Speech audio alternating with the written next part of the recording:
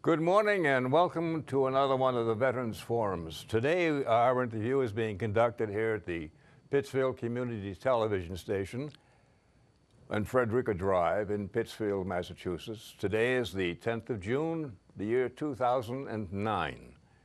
Today we have the privilege and the honor of having another guy who did it come and share with us some of his memories and what he and his family have gone through. Bob Allardyce, excuse me. So I won't switch it anymore. Bob, would you introduce yourself? Spell your last name for the record and tell us where you live as of the present, your rank of service, and your highest rank at discharge. All right. My last name is spelled A-L-L-A-R-D like in dog, Y like in yellow, C like in Charlie, E like in Edward. Allardyce. It's Scottish. Live at 16 Churchill Street, Pittsfield. And I was in the 6th Bomb Group in the 20th Air Force in Tinian Island, and was a master sergeant, a flight engineer on a B-29.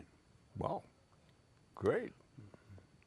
Now, we've got you up to date, but let's go back and build some history, if you will, so that we can get some of what happened.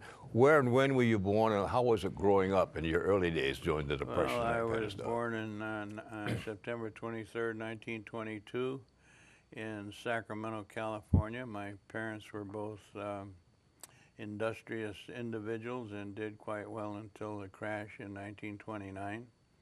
And then they were divorced, and my mother remarried, and we ended up in Los Angeles in 1933, and I was the only one that was able to find any employment in addition to going to school. Wow. I was a caddy at the golf course on the weekends, and I used to get up at 1 o'clock in the morning and hitchhike out to the golf course, and then on Saturday morning, and you get there early, you got out first, which meant you got back first, which meant you might be able to go out in the afternoon again, yeah. So there were some weeks when I would take home, including tips, as much money as a man working in a factory. But unfortunately, my stepfather couldn't handle it being supported by a son that he didn't particularly like, and he committed suicide in the middle of the Depression. So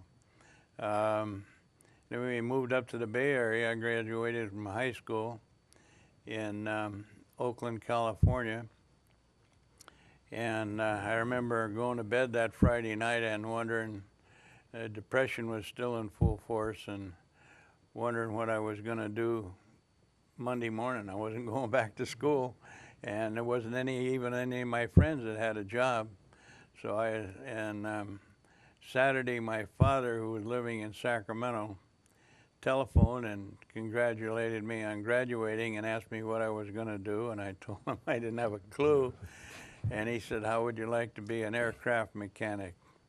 And in those days, high school kids didn't even have automobiles, and so I didn't know what spark plugs were, carburetors, or any of that kind of stuff. And I said, "Well, yeah, why not?" Yeah. So I moved up to Sacramento, and he got me. He was quite a politician as well as an industrious guy. And he got me into the first class of Roosevelt's National Youth Administration. They had an apprenticeship program out at the air base, Sacramento Air Depot it was called at that time, and eventually became Sacramento McClellan Air Force Base. And I had it was in the engine overhaul division, and I had an old Swedish master mechanic who charged me a nickel every time he caught me with a wrench in my pocket instead of putting it back in the, and I used to have to pay him almost all of my paycheck. But I had successfully passed the apprenticeship and progressed to a mechanic's helper, and then a junior mechanic, which meant I was learning the craft.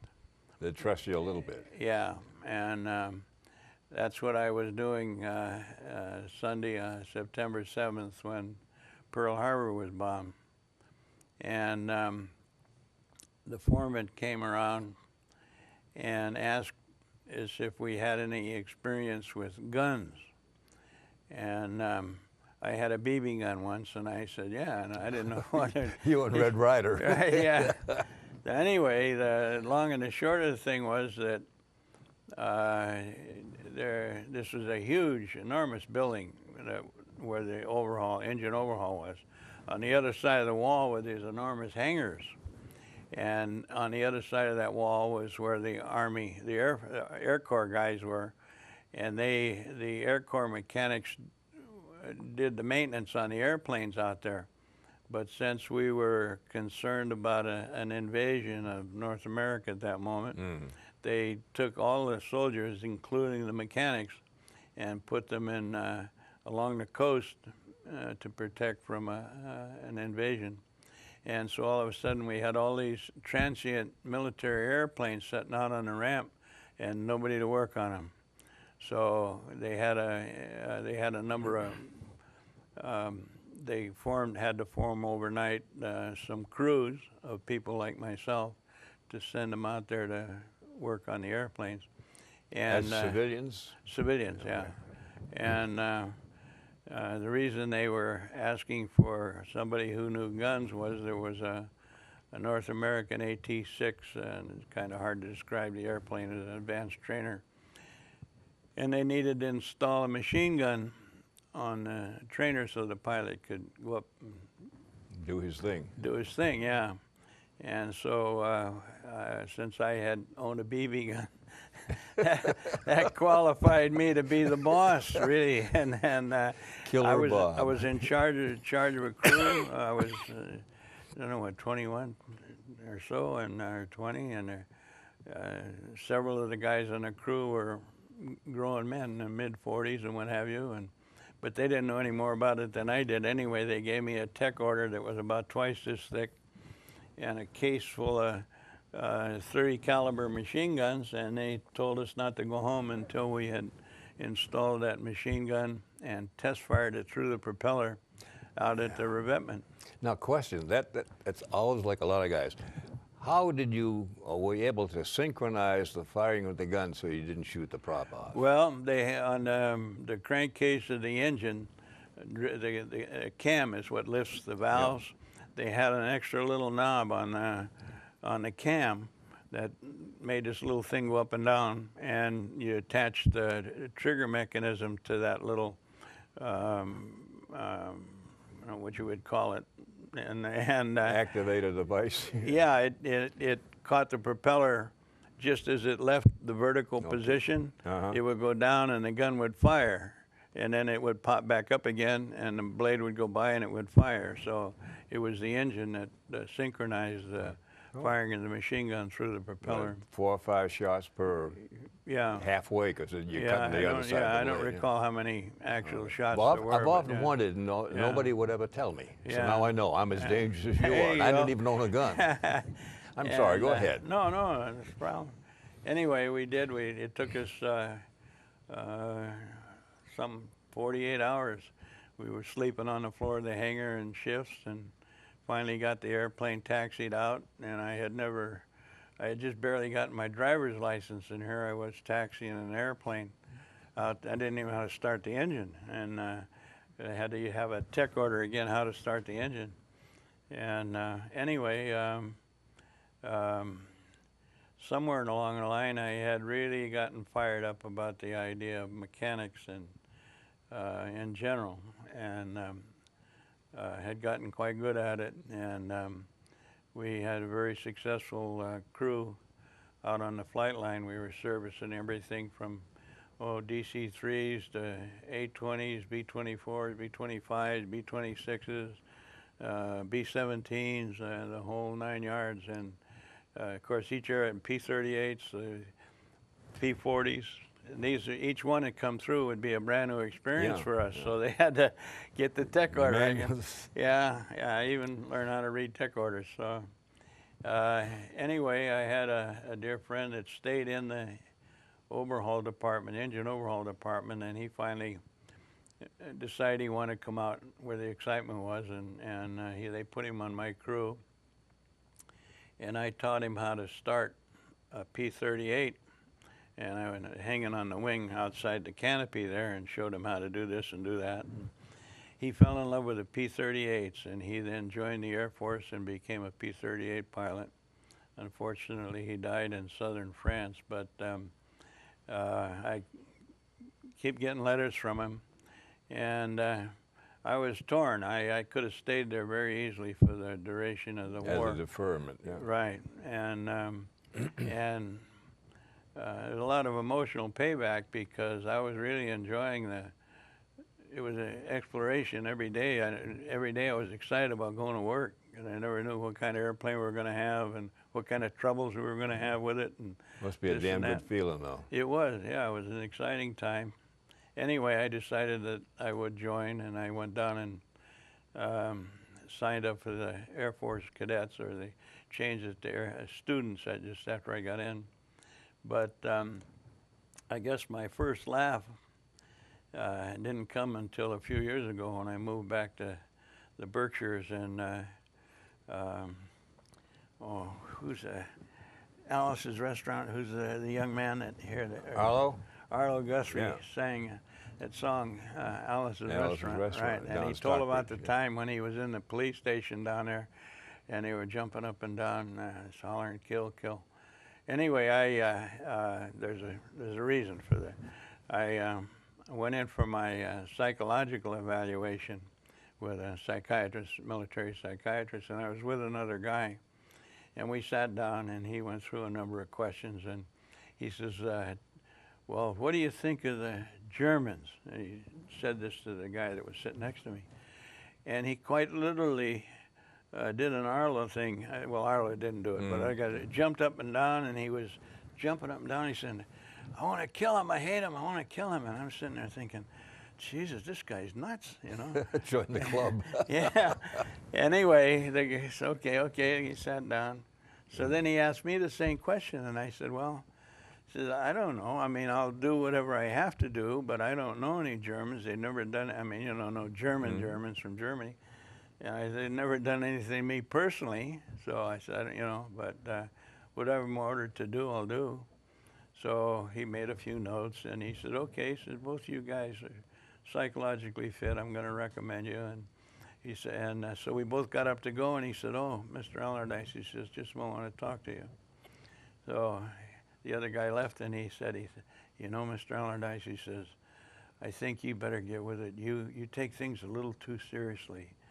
And the fact that I wasn't jumping up and down, but also what I didn't know at that moment was that my reaction had moved me from a potential fighter pilot, which this guy would have made a great one, to a bomber pilot, because they slow and steady. They expected the fighter pilots to dive down the smokestack of a enemy boat or whatever, and the way my friend got killed strafing a train, he hugged in too tight. And so anyway, they sent me off to Washington State College. I took my basic training at Fresno.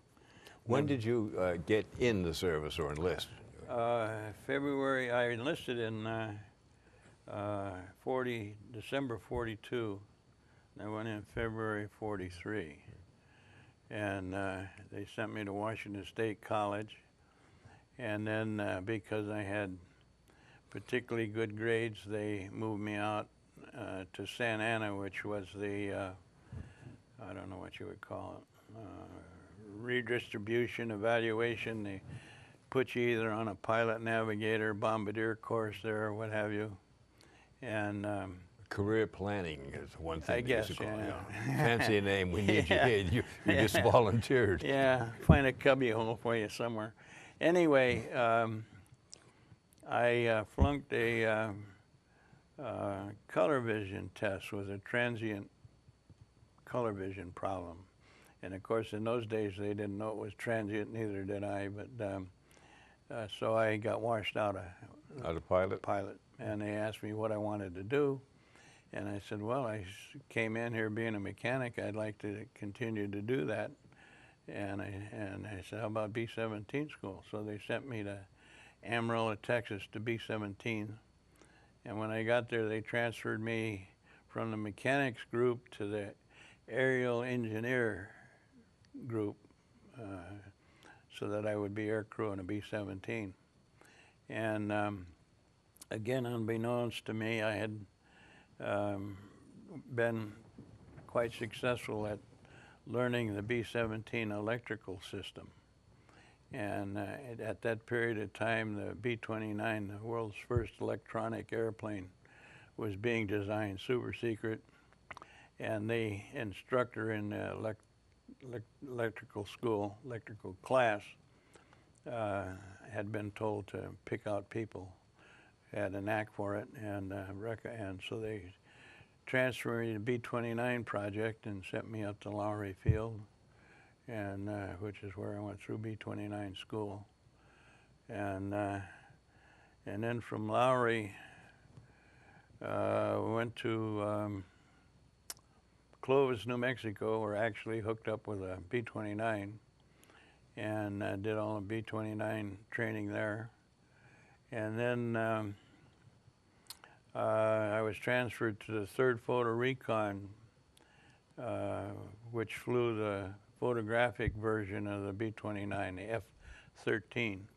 And I was transferred to Pyote, Texas. I spent a lot of time. You're a Southern boy. Yeah. And so anyway, I took all the training at Pyote, and then went to Harrington, Kansas to pick up the airplane that we would take overseas. And we went from there to Mather Field in Sacramento, California, and from there to Honolulu. And to this day, I can remember flying over the Golden Gate and looking backwards and seeing it. Vaya con Dios. Yeah, right. And I was the oldest guy in the crew. I was 21 years old. And the navigator was the youngest guy. He was a 2nd lieutenant, and he was 18. And here we were headed out over the Pacific Ocean. Multi-million-dollar plane. Yeah, with an 18-year-old navigator who we dearly loved, but we weren't sure he knew where he was going. As long as he didn't have a death wish, you had it made. Yeah, and we got to Honolulu, and we stayed overnight. And the next day we left for Kwajalein, which is a little pimple in the ocean. And of course, we were all the time wondering if he could really find Kwajalein. By God, he did. No way. And then from there to Guam, Harmon Field, which is where the 20th or the 3rd Recon was stationed. And then we had a couple of training missions along with line flight engineers there, and like crew, the whole crew with a training mission or two. And now, when did you get your, I meant to stop you, but yeah. When did you first get your assigned crew, if you will, before you left the States? So that you were then at a Pyote. group. Okay. At Pyote, Texas, yeah. Kind of a repo depot, and everybody got picked? Yeah. Okay. And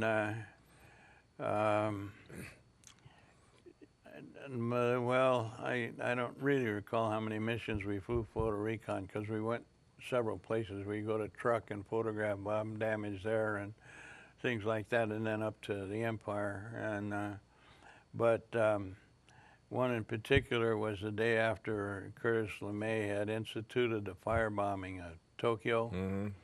And while Hiroshima, the loss of life of Hiroshima has gotten all the newspaper headlines, there were 3 million people killed in that firebombing of Tokyo in one night. And we also, I get a chuckle out of this because in some of the bombing things you see on television about the 20th Air Force, they talk about a 15-hour and 40-minute bombing flight as the longest flight of the war. That was for the bombers. We did a run from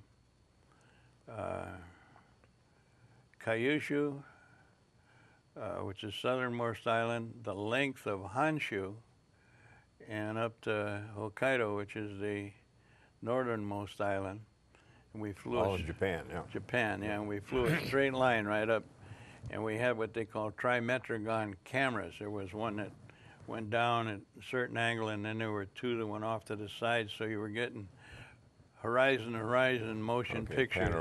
Panoramic. And they lay these film out on the floor of a hangar, and these guys with intelligence guys would get on these little scooters and with magnifying glasses and go around and look at all the bomb. Anyway, we were assessing the bomb damage of the Tokyo fire raids, and we had to land at Iwo coming back, and the mission was 20 hours and 35 minutes from door to door.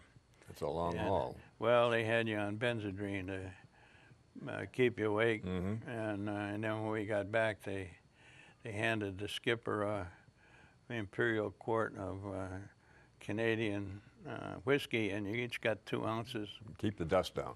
and that knocked you out overnight until they wake you up at 4 in the morning for the next one. So anyway, bomber groups were losing a lot of crews over Japan because the B-29 had been designed to bomb from 30,000 feet. And they got over Tokyo up in that area, and they found they were going backwards because we didn't have any idea about the jet streams. Oh, okay. And the northern bomb site couldn't compute going backwards or going 600 miles an hour if it has a tailwind. And so they were missing their targets by 20 or 30 miles. Ooh. And whoever was the head of the 20th Air Force general, I don't remember his name now, of the 21st Bomber Command, and got fired, and they brought in Curtis LeMay, who had been successful in his mission with the 8th Air Force over Germany. And he then thought about bringing the airplanes down and bombing from 5,000 feet, 3,500 feet. And that's what... one big target. Oh boy, yeah. And they started shooting down the B-29s. Plus the fire bombs, at 3,000 feet, you were actually flying through the fire. It was that hot. Wow. And anyway, I could sense the film that we took seemed to bring the film file of Japan up to date. All of a sudden there was a drop-off in photo recon missions, and I'm laying there in the bunk thinking, well, Jesus, I'll be here when I'm 100 years old, and because you got to get 35 missions in before you can go home. So I went down to headquarters, and saw the 21st Bomber Command flight engineer down there, and Lieutenant Colonel, and told him, I asked him if there's any way he could get me the hell out of here, because I was... It's out of age, huh? Yeah, just sleeping my life away. And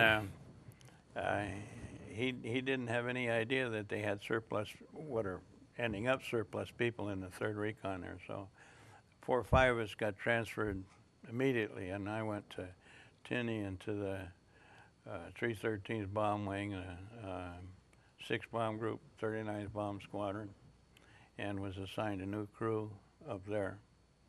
And all in all, I flew about 14 missions, and the 2 most memorable ones were one when come flying over Hiroshima at the end, and looking down at the devastation there,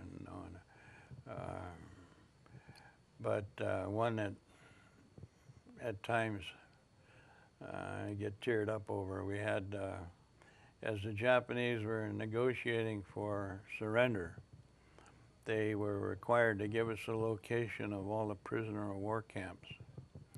And they had strategically placed the camps in areas where we were bombing, hoping that it would deter us from bombing. And one of them was Nagasaki, and another was Kobe. And they had painted on the bottom of the B-29 wings prisoner of war supplies in huge black big letters, Red Cross so the guys on the ground could wouldn't shoot at 'em. would be able to read it. Well, the prisoners would be able to. Those that were English or American could read it, and they had in East Bombay they had platforms almost as big as this rug with parachutes on it and all kinds of supplies, medical supplies, food, blankets, you name it. Everybody was running down to the PX and getting their week's beer supply and cigarettes and sticking it under the canvas on the... We had one of these in the front Bombay and one in the back Bombay. And our plan was to parachute it right into the prisoner of war compound. And anyway, we were at Nagasaki. And we made a pass over the compound there. And of course, most of the prisoners, I guess, were already aware that the war was over, and they recognized the B-29, of course. And so they were out there running around, jumping up and down and waving at us and everything, and we couldn't get them out of the area there where we were going to drop. So our radar operator took his flying boot off and put a note in it, said, "Get the hell out of the way." Duck. And then when we went over, the Bombay doors were open. We hoped that would get them out of there, but they couldn't tell that we weren't going to bomb them, but they didn't understand what was going on, and he threw the boot over, and fortunately it landed in a compound, and somebody could read it, so they got out of the way. And we dropped, and the bombardier managed to get both of the pallets right inside the compound. But seeing those skinny guys with ragged clothes and obvious, just hilarious. I mean, just going hysterical with joy at our visit. Often come back to me in years gone by, and anyway, I was glad we were able to do that. Yeah. When you said you had to land at Iwo, was this as a result of having been hit? I'm sorry, what? When you came back, you said you had to land at Iwo Jima. Was that a result of having been hit? No, we ran out of fuel. You ran out of fuel, Yeah, that's the length of the mission, yeah. But we also had what they call bird dog missions. The P-51 was based at Iwo. And by the way, on the anniversary of Iwo, I sent a letter to the Eagle thanking any Marines in the area that were in the Iwo Jima operation, because if they hadn't taken Iwo, I wouldn't be alive, and a lot of other pilots. So anyway, and one of them called me and he says, in all the years since the war, you're the first guy that's thanked me. Thank you, yeah. And anyway, on the bird dog missions, P-51s don't have an automatic pilot, and the guys are never trained in navigation other than just short distance stuff, So we would fly up the day before, and then we'd Mother Goose a bunch of them over to Honshu, and then we'd just bore holes flying around in the atmosphere until they got back. And they would go strafe and do whatever they were going to do. Yeah. And then they'd form up on us, and we'd navigate them back to Iwo Jima. And we had accomplished one of the missions and stayed overnight. The next morning, we left, went back to Tinian. And that night was the night that the Japanese dug their way out of the tunnels. And the Marines had turned in their guns and everything. They thought they had the island all secured. Secured, right? And so they didn't have sentries out, and they didn't have any guns, and the Japanese come out of the tunnels, and I guess they killed a couple of hundred of them before they even knew that they were there. And they were right down in the area where we had billeted overnight. So anyway, Were you in Saipan when that Enola Gate did its thing? on Tinian. Tinian, Yeah. excuse me. That's right, yeah. No, Tinian, yeah, Tinian was, that was a 506th, and they were parked right next door to us. We knew they were a top secret outfit, but we didn't have a clue, and really weren't that interested. Yeah, I mean, who they were cares? there, That's we their were job. there, we were doing our thing, they're Yeah. doing their thing. But the Enola Gay, have a picture of it coming back from the. Well, you want to take that if it's any use? Let's see, we can get it a little. It's got a circle R on the tail there. Yep. And that was our squadron's that was our squadron's tail insignia, and the Enola Gay took they had an arrow inside that signal, in that circle. That was their identification, but they wanted to obscure their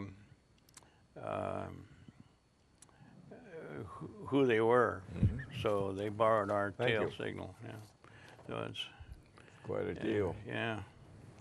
And we were surprised as anybody by the atomic bomb. Yeah.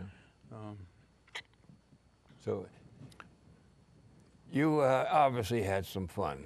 You've got some goodies here, but I'd like you, if you will, take a couple of moments and just show who you were, where you were, and how you cut well, the end here, the this- three rockers. this is on the way. This is Can on. you get that clear, Brian?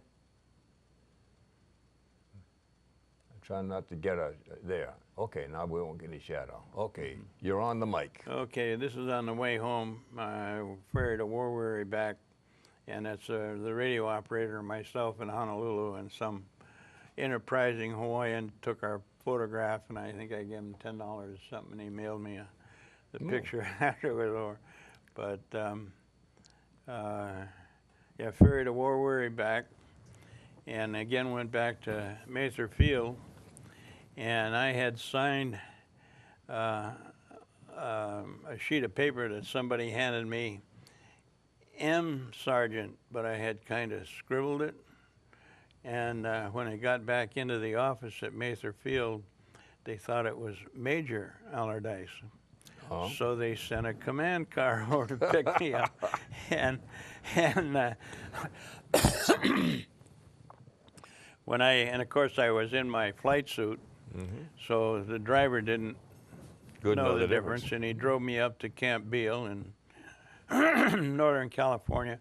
And when I got ready to, I got out of the car and he wanted me to sign the form, and I saw down there was typed under there, Major. I said, Jesus, I'm not a major. Sign it, Major. He said, Jesus, stay, so I did. More paperwork. Yeah. And I went, it was the middle of the night, and I handed my paperwork. You had to get the CQ off his cot, and he was a very unhappy camper because I'd woke him up in the middle of the night. And I had, I can't remember now, maybe 120 discharge points or 130, something like that. And they were discharging from the infantry in the 80s at that point in time. But my orders said that I were to have 2 weeks leave and then return to the bomb group because they were being transferred to the Philippines. And there was a little sidelight in this prisoner of war flights that we had. One of our airplanes went over Korea, and the Russians came up and shot it down. It was unarmed. Oh. And so the next day, they had 600 or 700 B-29s over Korea, and the Russians never came up. Had they, according to LeMay, we would have moved right into World War II-A. It would never have ended. And anyway, now let's see, what did I bring that up for?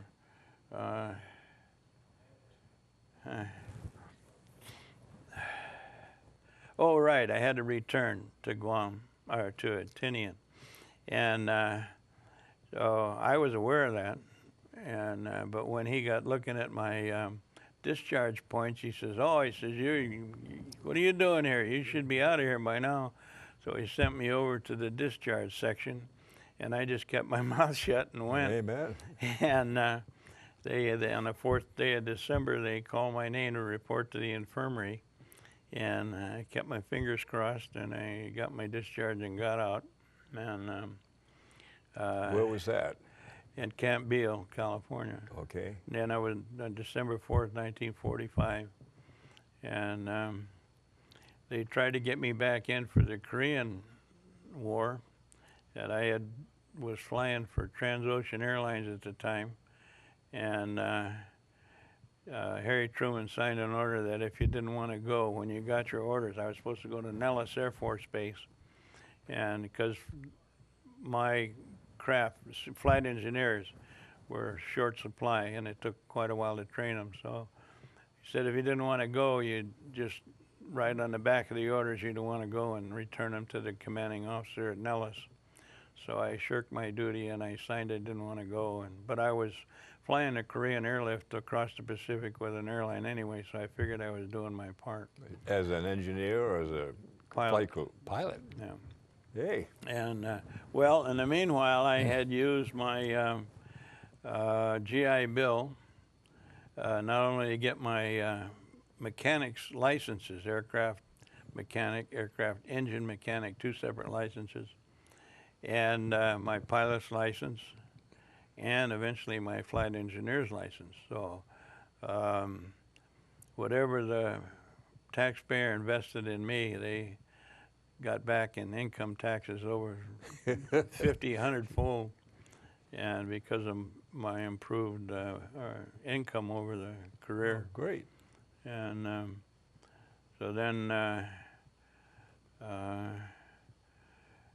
heard I wanted Transocean Airlines was what they call a non-scheduled airline. They'd carry cargo on one flight and passengers on another, whatever. And they weren't doing, towards the end, they weren't doing too well financially, and the boss had asked you to wait for a couple of days to cash your paycheck and what have you. Or else it would bounce a bit, yeah. Yeah, so I was looking for another job, and Pan Am was hiring. So I went over to San Francisco, across the bay from where I was living, and interviewed over there, and they hired me as a flight engineer for Pan Am, and they said that they would call me and transfer. I was being transferred to Miami base and what have you. And so I went to work one day, and a friend of mine with another small carrier, United States Overseas, USOA. There was a lot of them in those days. You could go buy surplus cargo airplanes for a couple of $100 and start your own airline. So anyway, this guy I had known, and he got off the airplane. They'd just come in from Wake Island.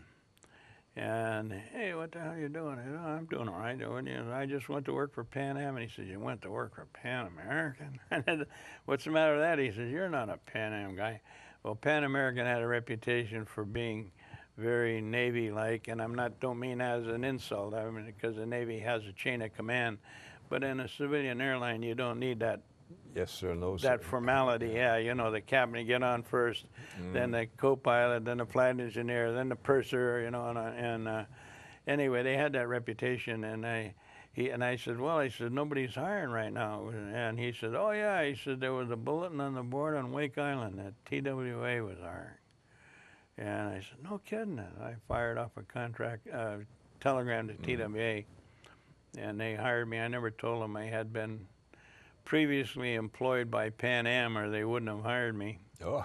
And they don't steal the other guy's employees. So anyway, I went to work for TWA in January 1953, and retired in 83. And 30 years, yeah. Yeah, a long time, huh? Yeah, it was a good life, yeah. Hey. As kind of a wrap-up, if you will, based upon what you've done, what you've seen, and so on, Was your time in the service a positive or negative effect on your life and how you've lived it? Oh, I'd say that it wasn't always pleasant, and I've never gotten myself mixed up with the job the guys did in the foxholes or the. I mean, I was in a air-conditioned cabin most of the time, and while they were shooting at me, I wasn't in any of the kind of situation like the Marines and the Army guys and what have you, on the ground grippers. And oh yeah, enormously positive. In fact, my father was a veteran of World War I, and when I went in, he says, Bobby, he says, the military's got the finest schools there are. He says, if you get a chance to go to school, Do it. Go to school. Yes. He says, go to as many schools as they'll let you. And I did that, and it paid off handsomely. Good. And I know it sounds the way you're saying it. I can hear my dad saying the same thing back to me in '41. He said, Bobby, go to school. Mm-hmm. You know, and like you, I was a bag rat. If you got there early, you had two and half a buck for 18 or something like that. Yeah. If you're lucky, you made $3 a week. Yeah. Yeah. Now, do you have any, I'll say, words of wisdom to some of the guys and gals today who may be on the cusp trying to figure what to do with respect to staying out or going into the service? Well, this is a much different war than World War II, as was Vietnam. And I don't know. Given the multiple times the current guys and girls are being called to go to Iraq and Afghanistan and post-traumatic stress, which I had a little experience with, if America is in danger, then it's our duty to get out there and defend us. It's us that we're defending, Mm-hmm. and it's our duty to do that. I'm not so sure that I have my doubts about our invasion of Iraq and why we did it and what we're doing there still. And so I'd have to leave it to the conscience of the individual. But I guess if you're going to go to school. Yeah. While you're in there. Absolutely. And they do offer some good benefits for college after service. And as they did for me, the GI Bill, boy. Yeah. Well, were you ever, I'm being nosy, but Yeah. were you at all ever married, had a family and so on? Oh yeah, I was married twice. I was married in 1952, and unfortunately, my ex-wife is deceased now, God rest her soul, is a good human being, and was not the sort of person that you can pick up and transplant just any place. Oh. And when the company, I got out of school and the company assigned me to what days was New York Idlewild, it's JFK now, and I was flying the Atlantic. We lived on Long Island, and it was a terrible circumstance for her. She just hated every minute of it. So No, that's not good. we bid back to San Francisco as quickly as I could. Everything is seniority in the airlines, Mm-hmm. and as quickly as I could get back out there. But I got involved in crash investigation and union work and my flying, and so I wasn't as home as much as she would have liked, and it did a road take away from the marriage. Eventually we divorced. But I'm now married to the love of my life, have two of the world's greatest kids, and with the exception that old age sucks, I love every minute of it. Oh, that's great. Okay. Well, simple words, thank you. But we Well, do thank you. you for coming and sharing with us what you've done, and more important, what you've helped the rest of us do. I'm not waving the flag, but every guy and gal that can and will come and share their story is just one more piece of the puzzle. This is one way we have of saying thank you to everybody. And I'm going to put you on the line as another live recruiter. If in your association of friends and family, you've got some guys and gals, particularly the gals, that you feel might be able to come here and give us a story, let us know. Okay. Let them know. All right. Because it's a big puzzle. Oh, boy. And the yeah. trouble is today, by the time you find out what that's supposed to be, he or she was, it means they're no longer here. Yeah, And yeah. if they don't tell their story, Yeah, nobody else will. That's true. Yeah, Okay? Yeah. Well, Yeah. we thank you for watching and hope that what Bob has been able to share with us brings back some good memories, but also gives you a chance to understand what we're trying to do. Every guy and gal had a job to do. You weren't all Audie Murphys and Joe Fosses and what have you. But the best thing about it is if you did your job and you did it well, you made a contribution. And we'd like to try and record that here. So please, if you're so disposed, I keep asking, give us a call. The number here, 445-4234, and ask anybody, because the station crew is all in back of this program. My home phone number, if you want to use it, in Lennox, 637-0793. But don't call after midnight. My wife gets excited, okay? Again, we thank you. This is Bob Stevens signing off for now. And come and see us. Keep it, and thank you.